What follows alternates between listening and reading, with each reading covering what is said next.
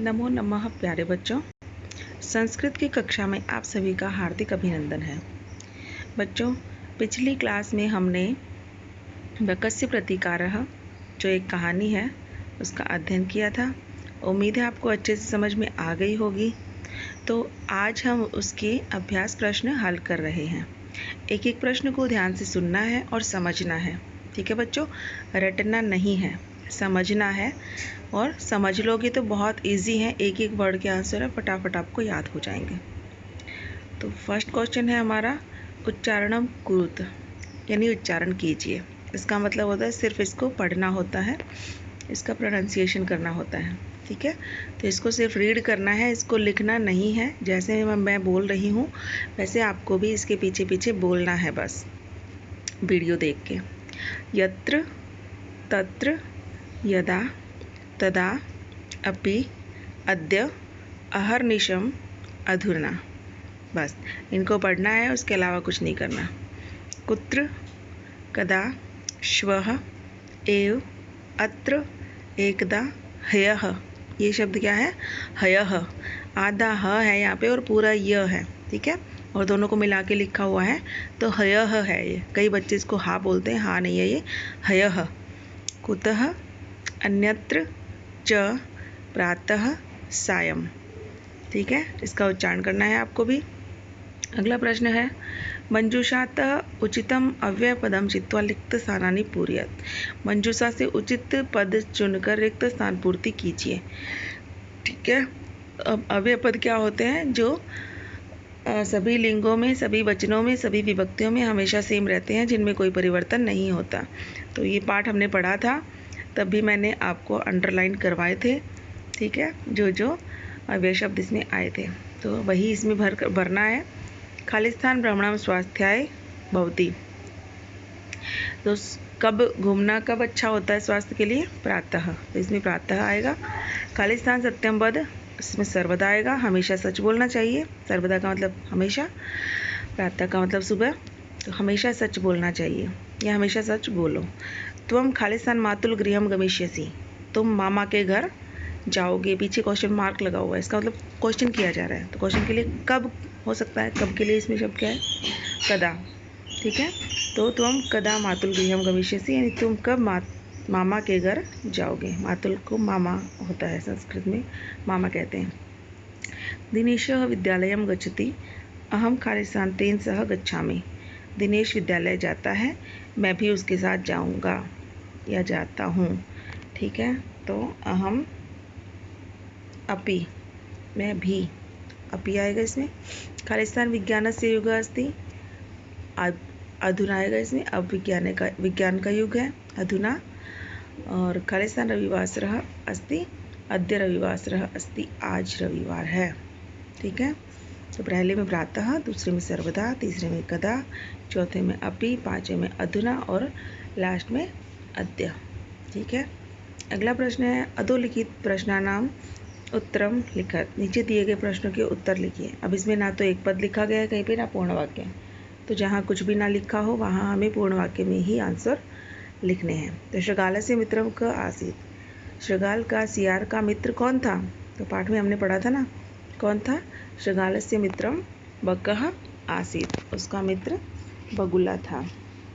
थालीतः क भोजनम न अखादत, थाली से किसने भोजन नहीं खाया? तो थाली बच्चों, थाली में से भोजन खाने में समर्थ कौन नहीं हो रहा था? क्योंकि बगुले की चोंच पतली है तो वो नहीं खा पा रहा था ना उसमें से। तो इसका आंसर भी क्या आएगा? बकः स्थालितः भोजनम न अखादत, बगुला थाली से भोजन खाने में समर्थ नहीं था या नहीं खाया। बकः शृगालाय भोजने की मायच्छत, अब बगुले ने शियार को भोजन में क्या दिया था? तो उसने भी क्या दिया था? खीर दी थी।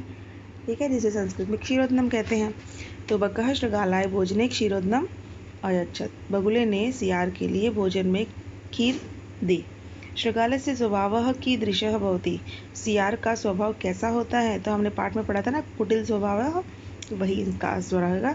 शृगालस्य स्वभावः कुटिलः भवति, सियार का स्वभाव कैसा होता है? कुटिल होता है। तो इसमें आपको अब याद सिर्फ एक एक वर्ड ही करना है।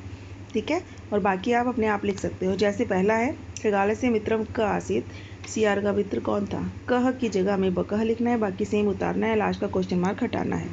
दूसरे में स्थालितः कह भोजनम न अखादत, तो कह की जगह भी बकह लिखना है। स्थालितः बकह भोजनम न अखादत ऐसे लिखोगे तो भी वो ठीक रहेगा।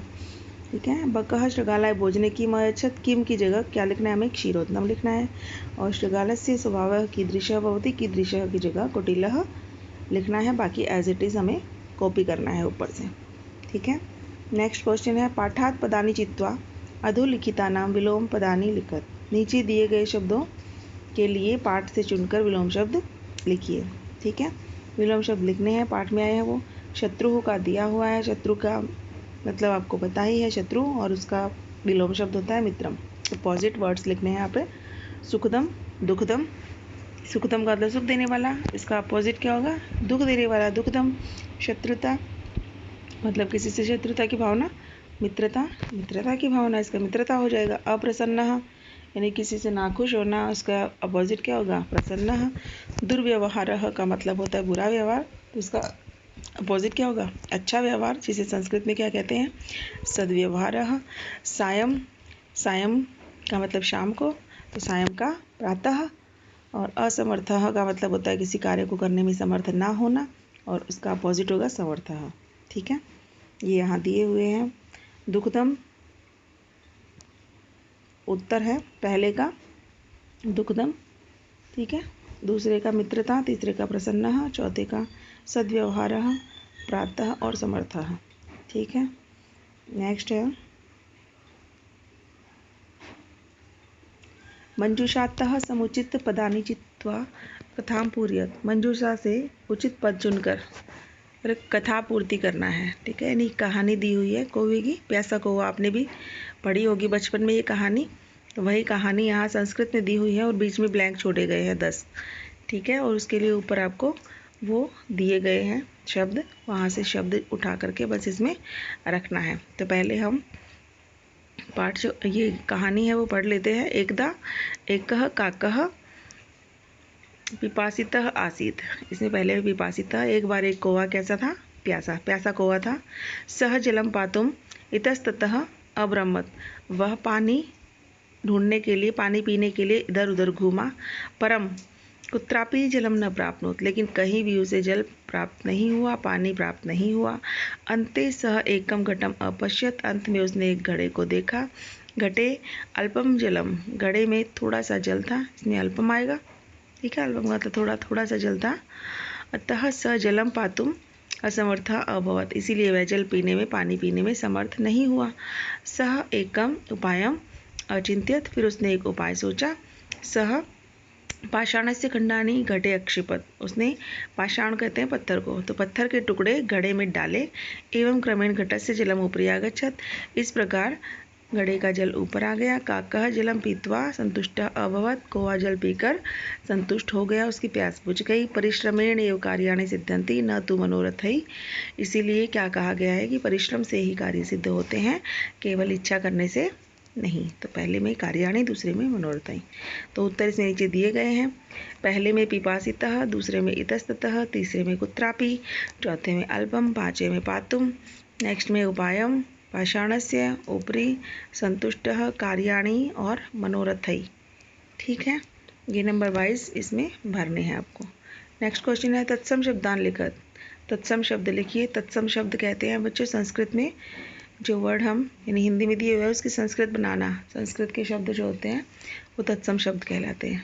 तत् का मतलब होता है उसके यानी संस्कृत के, सम का मतलब समान, तो संस्कृत के समान या संस्कृत में जो बोला जाता है वो लिखना है हमें। ठीक है, तो सियार का संस्कृत में क्या कहते हैं, शृगालः, कौवा को काकः, मक्खी को मक्षिका, बंदर को वानरः, बगुला को बकः, चोंच को चंचू और नाक को नासिका। ठीक है, नीचे आंसर दिए हुए हैं, यहाँ से देख के आप उसको भर सकते हैं। चैप्टर हमारा कंप्लीट हो गया। उम्मीद है आप सभी को अच्छे से समझ में आ गए होंगे सारे क्वेश्चन आंसर। फिर भी किसी को कोई डाउट हो तो आप मेरे से पूछ लेना। और आपको ये सारे प्रश्न क्लास वर्क साइड में ही लिखने हैं और राइटिंग आपकी सुंदर सुंदर साफ होनी चाहिए। ठीक है बच्चों, ओके, धन्यवाद।